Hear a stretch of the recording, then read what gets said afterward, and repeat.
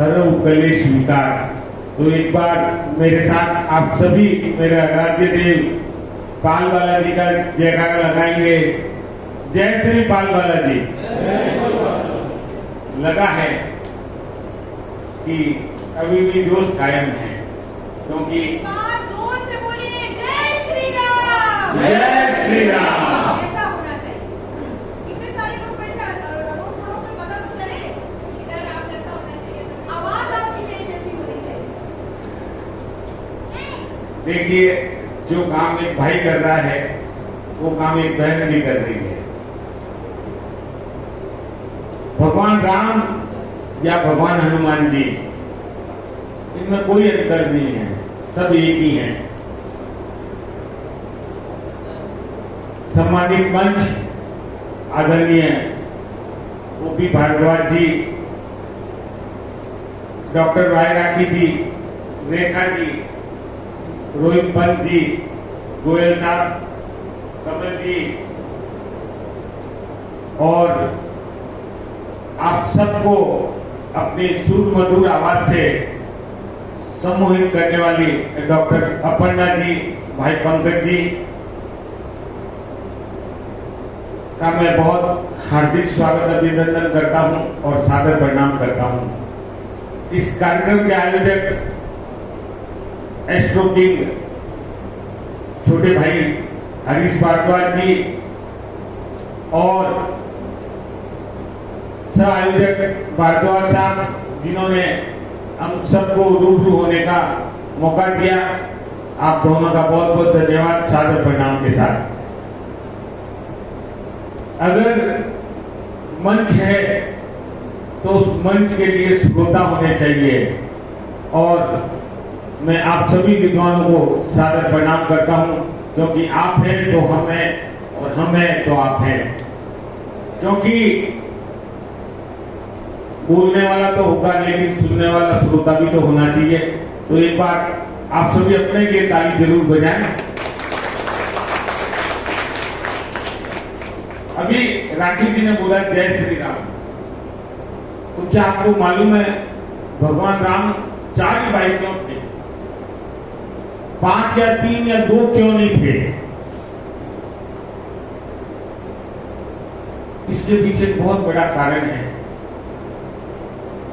क्योंकि आप ज्योतिषी हैं तो आपको अपने धर्म ग्रंथों का अध्ययन जरूर करना चाहिए।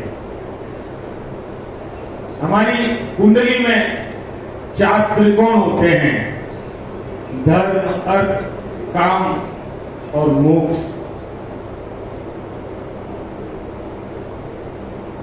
और भगवान राम 4 भाई इसलिए थे क्योंकि वो 4 पुरुषार्थ के प्रतीक थे। राम धर्म के प्रतीक थे, लक्ष्मण काम के प्रतीक थे, शत्रुघ्न अर्थ के प्रतीक थे और भरत मोक्ष के प्रतीक थे। क्या कारण है कि राम के साथ लक्ष्मण ही वनवास गए, और क्या कारण है कि भरत ने खड़ाऊ रखकर उनकी पूजा की, और क्या कारण है कि शत्रुघ्न अयोध्या में रहे? इसके पीछे भी एक ज्योतिष का बहुत बड़ा कारण है, क्योंकि भगवान राम के साथ लक्ष्मण इसलिए वनवास गए क्योंकि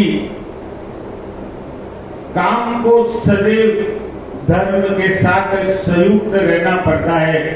क्योंकि अगर आप कोई भी काम करेंगे तो उसमें धर्म कहीं कहीं साथ होता है, या आप खुद सोचें।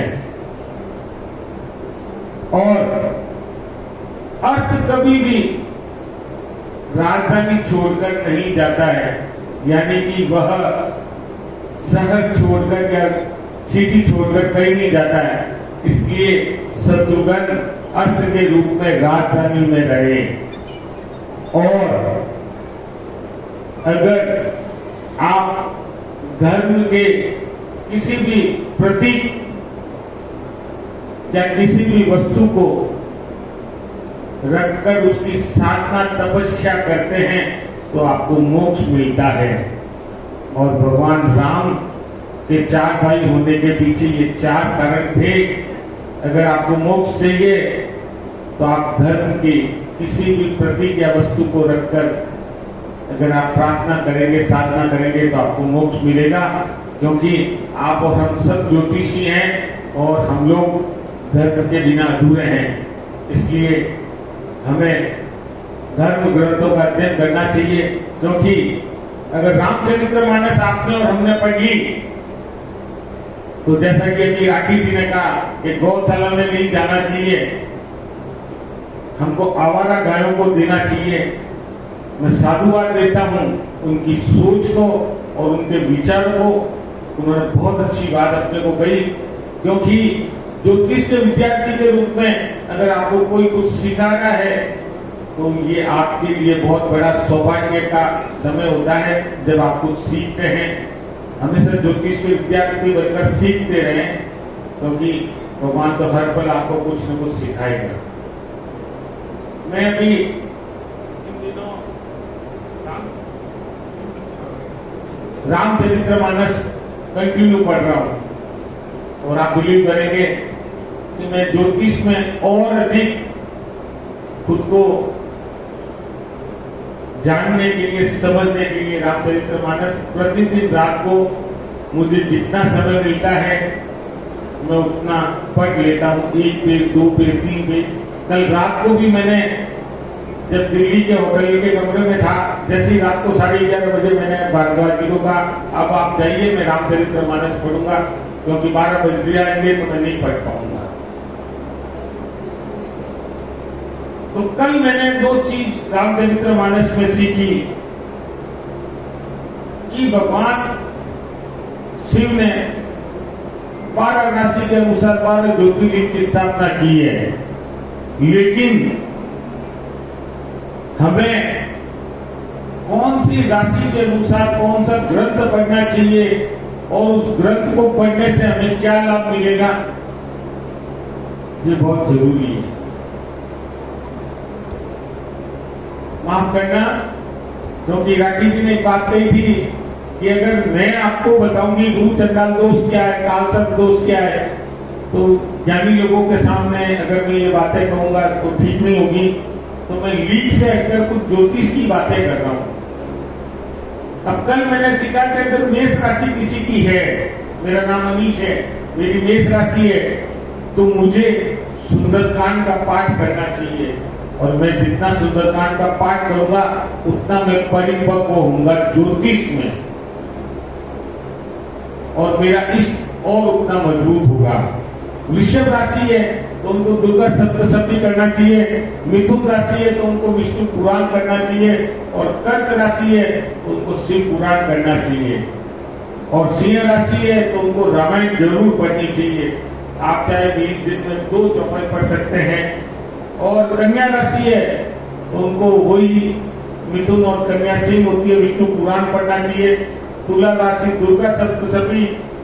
वृश्चिक राशि, इनके लिए यहाँ सुंदरकांड की जगह स्कंद पुराण पढ़ना चाहिए, क्योंकि वृश्चिक राशि है तो मंगल की राशि, लेकिन पहले और 8वें, पहला नंबर सूर्य का होता है और अंकगणित में 8वां नंबर शनि का होता है।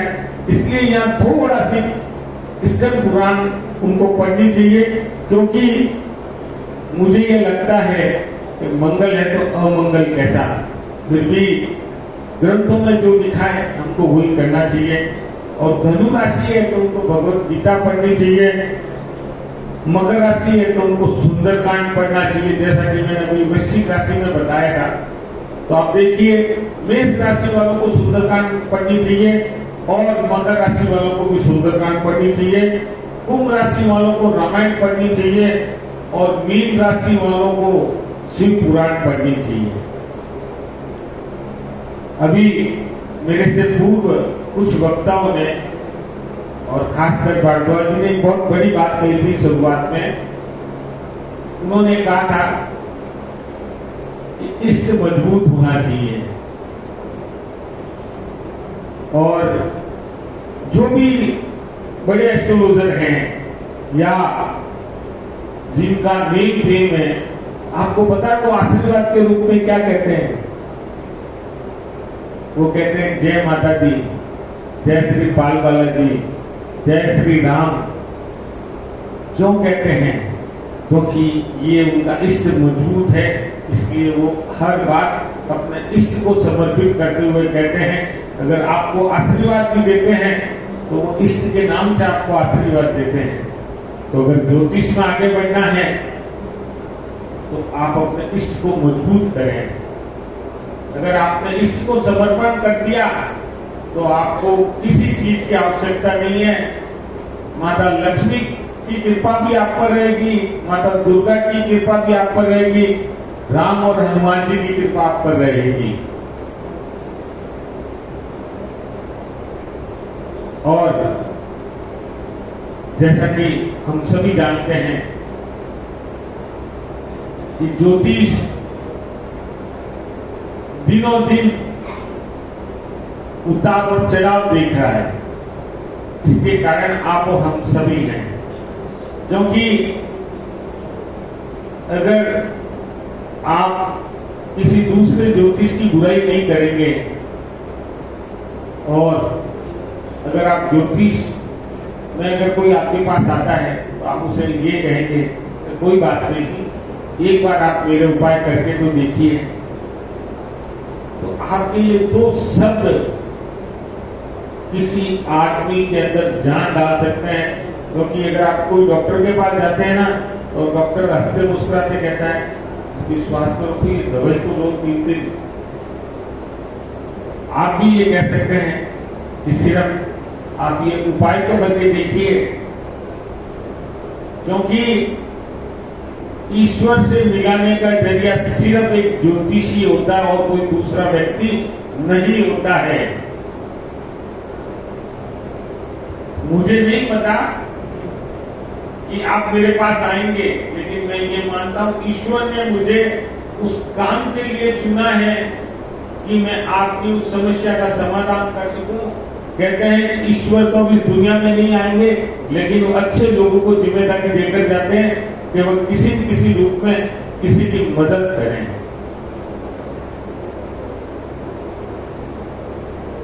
कुछ छोटी छोटी समस्याएं इन दिनों बहुत ज्यादा बढ़ रही है और आज किसी ने मुझे ये कहा था कि हमारे पति पत्नी में बहुत ज्यादा लड़ाई रहती है।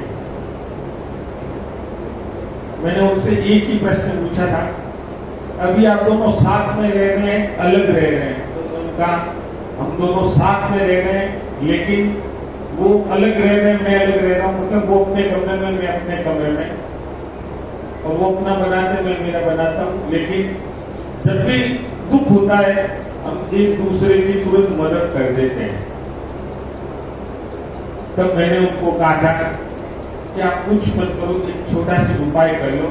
आप सभी अगर नोट करना चाहें तो कर लेना, कुछ उपाय आपको रेमेडीज के साथ दे रहा हूं। मैंने उनको कहा था कि आप पति पत्नी सुबह 5 बजे उठकर भगवान राधा कृष्ण के मंदिर जाना और 2 माला लेना गुलाब की, 1 मीठा पान लेना और कुछ मिश्री मावे या मावे का प्रसाद लेना।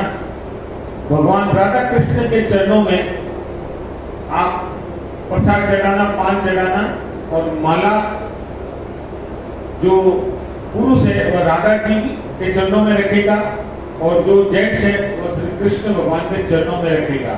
पहनानी नहीं है, चरणों में रखनी है। और उसके पश्चात जो माला कृष्ण भगवान के चरणों में रखी है वो माला जेंट्स लेडीज को पहनाएगा और जो राधा जी के चरणों में है वो माला जेंट्स को पहनानी है लेडीज के द्वारा। और जो पान चढ़ाया है और जो प्रसाद चढ़ाया है, थोड़ा सा प्रसाद उसमें से लेना है, एक दूसरे का मीठा मुंह करवाना है और आधा आधा पान आप दोनों को खाना है और फिर आपको बिना बोले घर आना है। घर आकर वो दोनों माला आप अपने अलमारी या बेडरूम में कहीं पर रख दें। 24 घंटे में आप चमत्कार देखेंगे कि आप दोनों के बीच में वापस वही प्रेम होगा जो पहले से था और धीरे धीरे आपकी समस्या का समाधान हो जाएगा। क्योंकि ये उपाय मैं आपको तब बता रहा हूँ जब ये उपाय मैंने 100 लोगों पर करवा चुका हूँ या उनको ये बता चुका हूँ और इसके 100% पॉजिटिव परिणाम मिले हैं। क्योंकि आजकल एक ही समस्या है कि साहब हमारा परिवार टूट रहा है, हम दोनों के बीच में तलाक होने की नौबत आ गई है। और एक दूसरा प्रश्न सबसे ज्यादा आता है कि हमारे घर में नेगेटिव एनर्जी है, कोई बीमारी रहती है, कोई परेशानी आती रहती है। तो सिर्फ एक हनुमान जी का छोटा उपाय बता रहा हूं। सुबह और शाम, सुबह 9 बजे से पहले और शाम को 7 बजे के बाद आपको सरसों के तेल का दीपक जलाना है हनुमान जी के समक्ष। तस्वीर उत्तर दिशा में लगाना और हनुमान जी का मुंह दक्षिण में होगा, लेकिन याद रखें तस्वीर हनुमान जी के बैठे हुए की होनी चाहिए, हवा में उड़ते हुए या खड़े हुए हनुमान जी की तस्वीर नहीं होनी चाहिए। सुबह आप सरसों के तेल में इलायची के दाने तोड़ के डालेंगे और शाम को एक लौंग फूल उतार के डालेंगे और सुबह शाम आप ये दीपक जलाएं। 3 दिन में आप चमत्कार देखिएगा।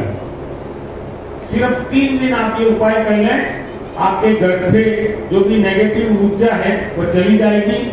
घर में कोई परेशानी है तो उसका समाधान आपको मिल जाएगा।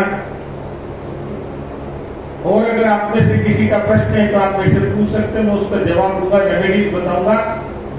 बहुत कम खर्चे वाली रेमेडीज बताने को तैयार हूं। बहुत बहुत धन्यवाद आप सभी का। जय श्री बाल बालाजी।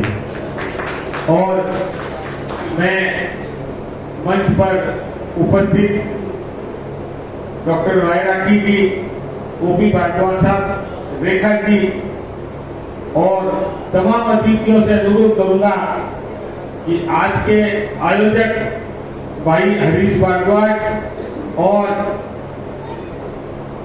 MS भारद्वाज साहब का मोमेंटो और दुपट्टा पहनाकर स्वागत करें।